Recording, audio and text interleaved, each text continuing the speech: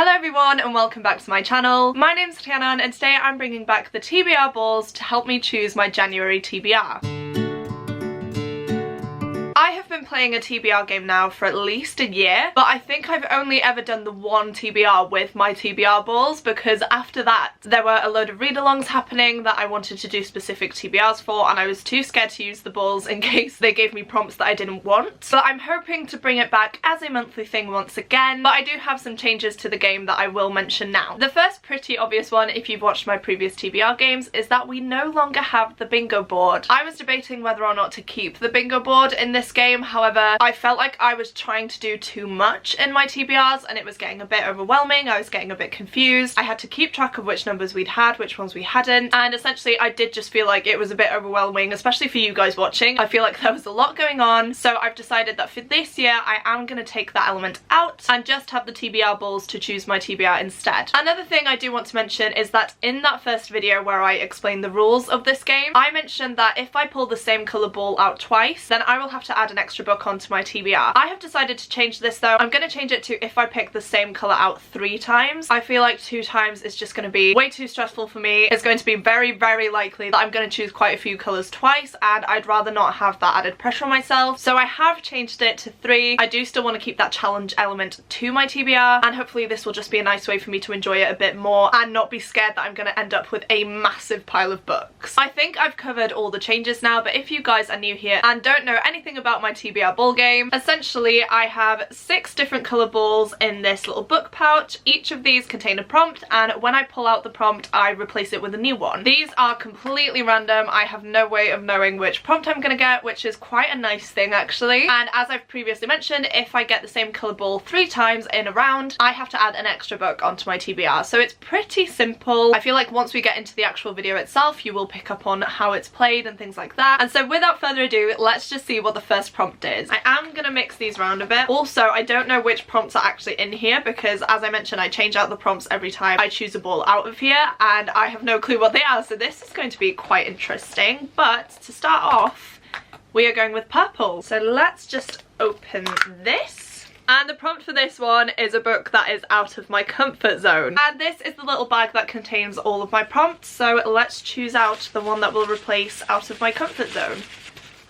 This one. And here is the prompt. I'm not going to have a look at it, but you guys can get a sneak peek. And I'm just going to fold this like so and pop it back in the purple ball. Okay, so I actually found it really hard to choose a book for this prompt, mainly because when I buy books that I think I'm going to enjoy, and the majority of the time those are books that are in my comfort zone, such as fantasy, murder mysteries, and the occasional thriller. However, I have found one that I do think is a good pick for this one, and that is Docile by K.M. Zapara. This was a gift from Christie, so thank you so much Christie, and she did ask me to read this as part of my 12 books in 12 months challenge, so I'm very happy to be able to include this on my TBR and kick off that challenge for myself. I have chosen this one as a book that's out of my comfort zone because I believe that it is a dystopian. I honestly don't know anything about it. I heard Christie and Ro talk about it, I think on one of their live shows, and just the way they were discussing it, the things they were saying, it did have me really interested. So I added it to my list and Christie herself bought me it, so that's really lovely. But it does say that this is a science fiction parable about love and sex, wealth and debt, abuse and power, a challenging tour de force that at turns seduces and startles. And then the synopsis is: there is no consent under capitalism. To be a docile is to be kept, body and soul, for the uses of the owner of your contract. To be a docile is to forget, to disappear, to hide inside your body from the horrors of your service. To be a docile is to sell yourself to pay your parents' debts and buy your children's future. Alicia Wilder's family has been ruined by debts handed down to them from previous generations. His mother never recovered from the dosaline she took during her term as a docile, so when Alicia decides to try to erase the family's debt himself, he swears he will never take the drug that took his mother from him. Too bad his contract has been purchased by Alexander Bishop III, whose ultra-rich family is the brains behind dosaline and the debtor's system. When Alicia refuses dosaline, Alex is determined to turn Alicia into the perfect docile without it. So yes, definitely not my typical type of book, but again, it just sounds so intriguing. I think I'm gonna really enjoy it, so I am actually glad that that prompt came up and that I managed to fit this onto my TBR for this month. The second ball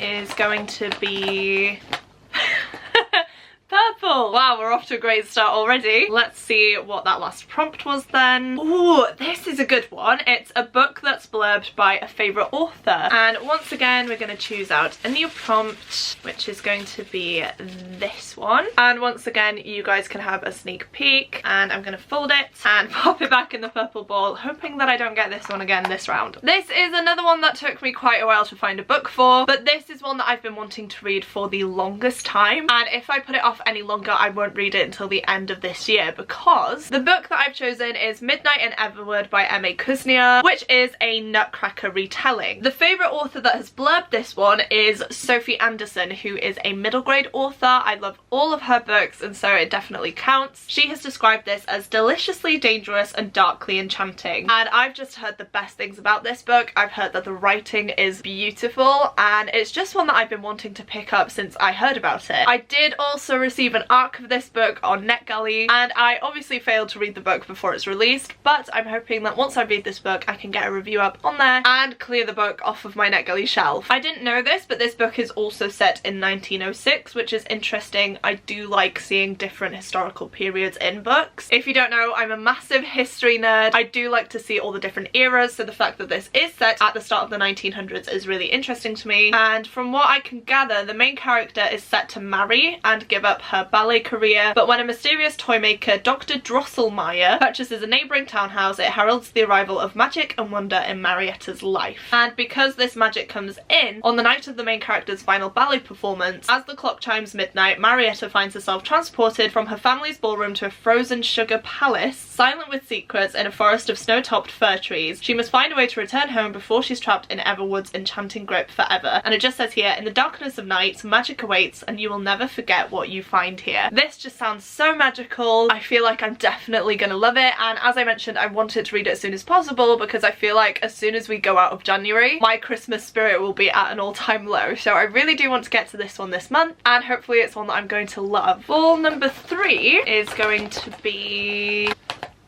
red. So let's open this one up and see what prompt we have. Oh, okay, this is a good one. And the prompt for this one is to read a book with a number in the title. Then to replace that one, we can go with this one. So once again, I'm gonna fold it and pop it in. As I mentioned, this prompt is a really good one for me this month because I did have this book in mind as one that I wanted to read, and that one is One by One by Ruth Ware. Quite controversially, I think. I didn't love The Turn of the Key by Ruth Ware. I give it 3 stars. I thought it was okay, but it was nothing special. I don't know why, but it was really lacking something for me, but I'm hoping that this one is going to hit differently. I definitely feel like I'm going to enjoy this one more just from the synopsis itself and the setting, because we are set in the Alps, I believe, and a group of shareholders of a popular music app come together to kind of discuss the future of this app, where they want to go, and I believe that they're aiming towards a new deal, but that deal could make some of them very, very rich, and it could essentially kick out some of the other people from this company and leave them without a job. Because of this, tensions are running high, and then just to top it all off, an avalanche occurs which cuts the chalet off from help, and in the chaos of this avalanche, one of the members of this party goes missing in the snow. And it just says here, the group is forced to ask, would someone resort to murder to get what they want? And I just think this is going to be a really good time. Thrillers are generally quite fast-paced books, so I'm hoping it won't take me too long to get through, and as I mentioned, just from the sound of this alone, I feel like I am going to enjoy it a lot more than The Turn of the Key. So fingers crossed for me. Hopefully I will love this book, but either way we will find out by the end of January. Ball number 4 is going to be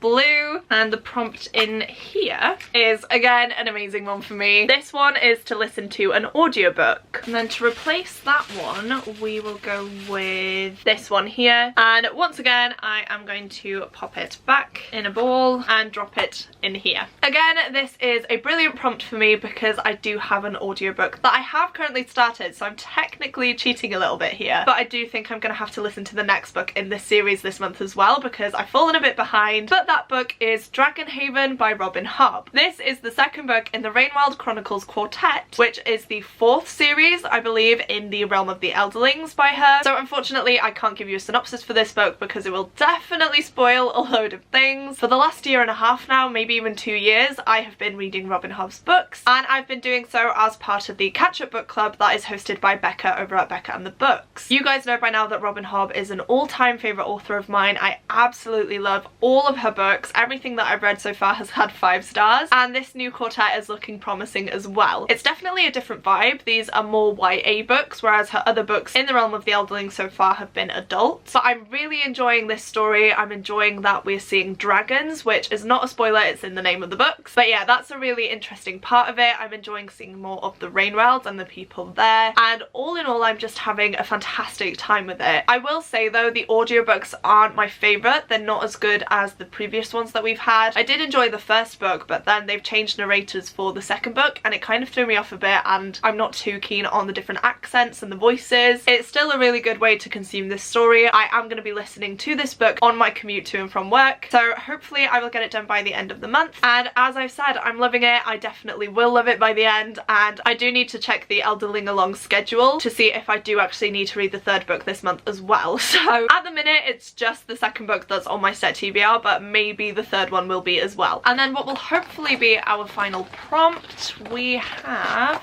pink, and in here the prompt is not the best one for me. We have book to movie adaptation, and even though we're not picking out another prompt today, I am going to pick out one from here and replace the last one with it. So the pink ball must have a prompt for the next round, so I am just going to do that, and we are going to go with this one, which again I will give you guys a sneak peek for, but I don't get to know what that is, and I'm gonna pop it once again in the pink ball and save it until next time. And we have finally made it to the last book, and I'm sad to say that I am stretching this prompt quite a bit. I didn't realise that I don't actually have that many book to movie adaptations on my shelf. If you've seen, I did recently post a massive unhaul where I got rid of those types of books, and I just really struggled to find a book that fits this prompt properly. So what I've done is I've chosen a book that's been on quite a few of my TBRs recently, but that one is King of Scars by Leigh Bardugo. I'm saying this is a stretch because obviously we did get the Netflix Shadow and Bone adaptation, which I do actually have the books to hand because they are in my unhaul pile. But I have read all of these books, absolutely love them. I've also read the Six of Crows duology, which I've had an amazing time with, and now it's finally time to move on to the next duology. So it's in the same world, the same universe. We do follow some familiar characters in here as well, so it does, in my mind, kind of count. This is the only book I could find to fit that prompt, so we're going with it. I can't really tell you too much about this book in particular because it is the third series in the Shadow and Bone universe, and I don't know how much of that will be a spoiler. But in the first book, Shadow and Bone, we do follow our main character, Alina Starkov, who is a soldier that is set to cross the Shadowfold. Now, the Shadowfold is a place of unnatural darkness, and it's filled with the worst kind of monsters. And essentially, as Alina travels through the Shadowfold, her party is attacked, and this causes her to release some dormant magic that she had no idea that she possessed. As a result of this incident, Alina is taken into the palace to meet with the Darkling, who is the head of the Grisha, who are magically gifted people, and the Darkling believes that Alina's powers could put an end to the Shadowfold once and for all. That's all I'm going to say about this one. I don't want to give too much away. I would much rather you go into this not really knowing anything, and that is exactly how I will be tackling this next duology. I've heard very mixed things about these books, but I'm going in with an open mind. I'm going to see how I feel about them and come to my own conclusions. I'm really hoping I will actually read this book this month as well though, because as I mentioned, it's been on quite a few of my TBRs and I just tend to put it off. But I'm very excited to dive back into this world, and hopefully I do enjoy it. So that is it for my set TBR this month. However, I do have another 2 books that I'm currently reading that I wanted to mention because I did start them at the start of January. It's currently the 7th as I'm filming this, which is quite late, I know, but the first of those 2 books is Tower of Dawn by Sarah J. Maas. I'm reading this for the first time, you guys, and so far I'm really enjoying it. It's definitely a slower paced book because we are following different characters in a different setting, so there's a lot more world building, there's a lot more effort needed to familiarise yourself with the new characters and the new world and the new rules and things like that. But I do think that I'm finally into the story now. It's definitely picking up and I am having a good time with it. Not gonna lie though, I do wish that I could skip this one and just go straight to Kingdom of Ash, but I have been told that it is worth reading this one, and I can definitely see why, because we do get more of the politics and it will definitely give me more information in preparation for the last book. So I am reading Tower of Dawn and enjoying it so far. And then the other book that I started is The Christie Affair by Nina Degramont. This is a book all about Agatha Christie's disappearance. For those of you who are unaware, Agatha Christie, the famous crime writer, did disappear for 11 days. No one really knows why, no one really knows what she did, but Nina Degramont has given us this book that will hopefully give us some sort of insight into what what went on. This is actually an ARC copy. The physical book does come out on the 22nd of January, I believe, so I really do want to read this and get my review up as soon as possible. And just look at how cool this ARC is, you guys. It's like an old newspaper cutting, and I just really love the detail in it. And all it says for this one is, in 1926, Agatha Christie disappeared for 11 days. Aside from the famous author herself, only I know the truth of her disappearance. I'm no Hercule Poirot, I'm her husband's mistress. So this just sounds like it's going to be amazing. If you guys don't know, I'm a massive fan of Agatha Christie's works, and because she's not a modern author, I feel like this book is going to give you some sort of look into her life, into her past, and make us feel more connected to the author. So I'm very excited to dive into this one. I am 12% of the way through. I did start it on my Kindle actually, and I'm really enjoying it so far. So I'm very excited to continue on with this one and hopefully finish it before its release date. So there you have it, you guys. These are all the books that I'm planning on reading in January, as well as Dragonhaven by Robin Hobb. Looking at this stack, it does look quite intimidating, but I feel like these are books that I am going to really enjoy, and I have chosen a range of different genres as well, which I definitely think will help keep me wanting to read more. If you've made it this far into the video, please do leave me some colourful heart emojis down in the comments, and also if you've read any of these books that I've mentioned today, please do share your thoughts on them with me as well. Whilst you're down in the comments, please don't forget to click the like button if you like this video, and the subscribe button if you'd like to see more content from me. But that is it for me today, guys. Thank you so much for watching. It truly does mean the world to me, and I will see you soon in my next video. Goodbye!